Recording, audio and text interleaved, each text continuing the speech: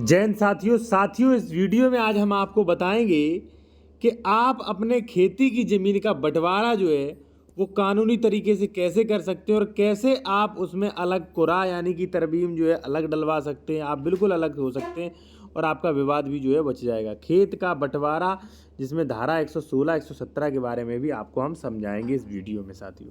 ठीक है, तो चलिए ये जो है साफ़ किए देता हूँ, उसके बाद मैं आपको बताता हूँ कि ज़मीन का बंटवारा आप कैसे करवाएं वो। ठीक है साथियों, मान लीजिए ये एक गांव है, ठीक है, और इसमें कई सारे खेत होते हैं, ठीक है,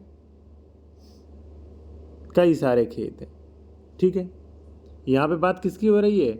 यहाँ पे बात हो रही है साथियों बंटवारा। ठीक है, धारा 116 धारा 117 के बारे में। ठीक है, अब साथियों क्या है कि जैसे मान लीजिए ये खेत जो है ये वाला, ठीक है, इस खेत का नंबर है मान लीजिए 7। ठीक है, एक मिनट रुकना थोड़ा।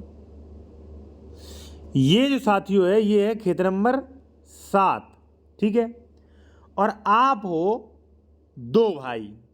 ठीक है, आपके मान लीजिए पिताजी एक्सपायर होते हैं कभी भविष्य में, तो आप 2 भाई हो।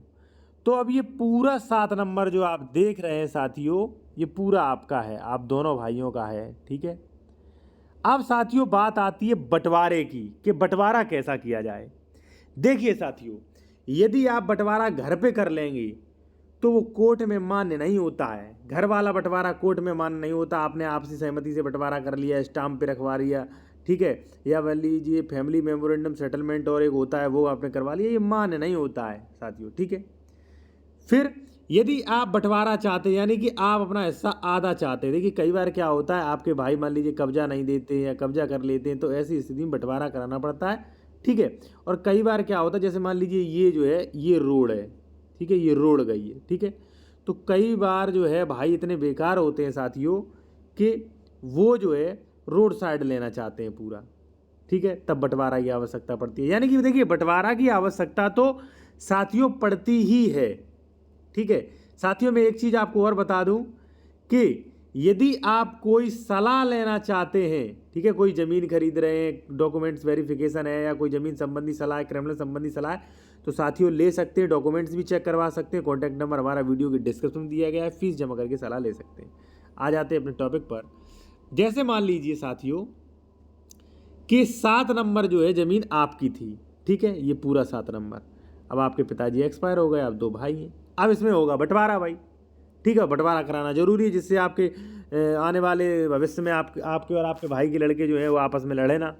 ठीक है, तो बंटवारा यदि मान लीजिए इसका जो है बंटवारा 7 नंबर है, जब आप इसकी खतौनी निकलवाएंगे 7 नंबर की, तो इसमें आपके पिता का नाम होगा खतौनी में, ठीक है, रकबा होगा और जो भी है उसमें सब प्रविष्टियाँ दी जाएंगी। ठीक है, तो सबसे पहले आप क्या कराना पड़ेगा एक्सपायर होने के बाद? वो कराना पड़ता है साथियों फोती। ठीक है, फोती करवाने के बाद आप बंटवारा का कर सकते हैं सूट फाइल।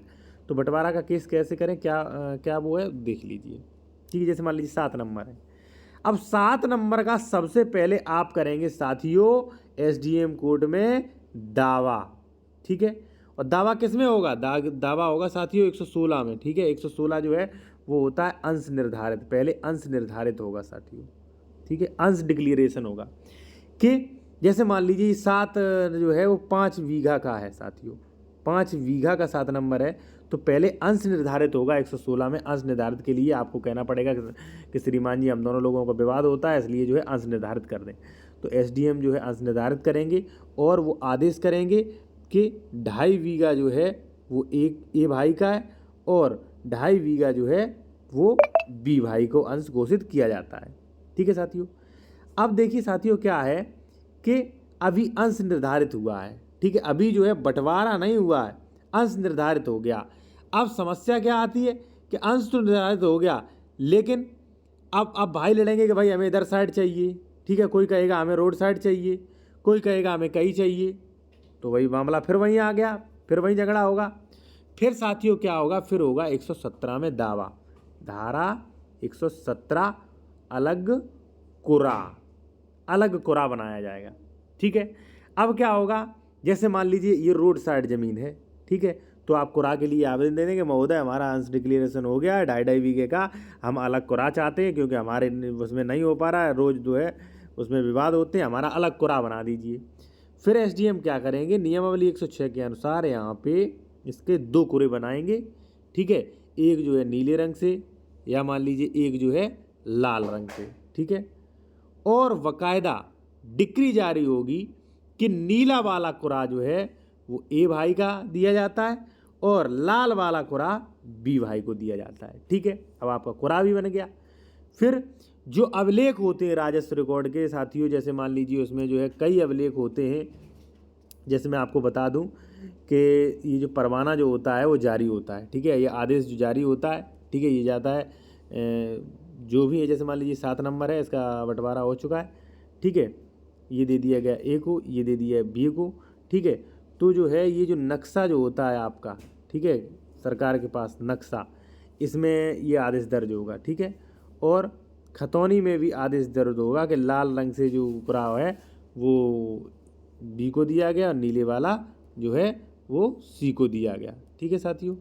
तो इस तरीके से जो है पूरा जो है इसका नक्शा जारी होगा, ठीक है, पूरा कुरा बन जाएगा। अब क्या है, अब भविष्य में भी ए और बी का विवाद नहीं होगा क्योंकि एसडीएम ने जो है इस प्रकार से बांट दिया है, ठीक है। फिर ये ज़िंदगी भर इसी प्रकार से रहेंगे, इनके बच्चे भी फिर दोबारा बंटवारा नहीं करा सकते क्योंकि, ठीक है साथियों, तो इस प्रकार से इनका बंटवारा हो जाएगा। और भविष्य में मान लीजिए बी कब्जा करता है या इधर साइड वाला कब्जा करता है तो ए इसकी मेड़बंदी करा सकता है, यानी कि उसका अब खेत सेपरेट हो गया, बिल्कुल सेपरेट खेत हो जाता है कुरा बनने के बाद, ठीक है ना।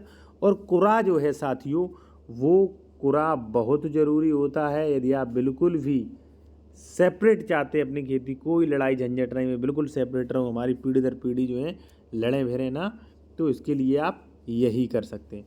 तो साथियों मैंने क्या बताया था, पहले क्या होगा, पहले होगा धारा 116 में अंशों का निर्धारण, ठीक है, 116 पहले इसका दावा होगा। जब अंश निर्धारित की डिक्री जारी हो जाएगी, वो आदेश कर देगा, फिर होगा दावा 117, धारा 117 में दावा होगा, ठीक है। फिर कुरा का डिक्रेशन होगा, ठीक है, कि ए को ये दिया गया और बी को ये दिया गया, ठीक है। उसके बाद आपका बंटवारा कंप्लीट होता है। और यदि मान लीजिए बंटवारे में कोई आनाकानी कर रहा है तो साथियों एसडीएम जो है वो पुलिस बल के साथ आएगा, ए को अपने पे कब्जा करवाएगा, बी को अपने पे कब्जा करवाएगा, ठीक है। अगर नहीं किसी ने माना तो मुकदमा और एफआईआर दर्ज करवा देगा, ठीक है साथियों। मैंने इस वीडियो में आपको बताया था यूपीआरसी की धारा 116 और धारा 117। और साथियों एक बहुत ही महत्वपूर्ण बात आपको बता दूं साथियों कि यदि आप साथियों कोई भी सलाह लेना चाहते हैं तो ले सकते हैं, हमारा कॉन्टैक्ट नंबर वीडियो की डिस्क्रिप्शन में है, ठीक है। और जो भी आपके खसरा खतौनी जो है, जो भी हैं कागज़ भी आप चेक करवा सकते हैं साथियों, ठीक है।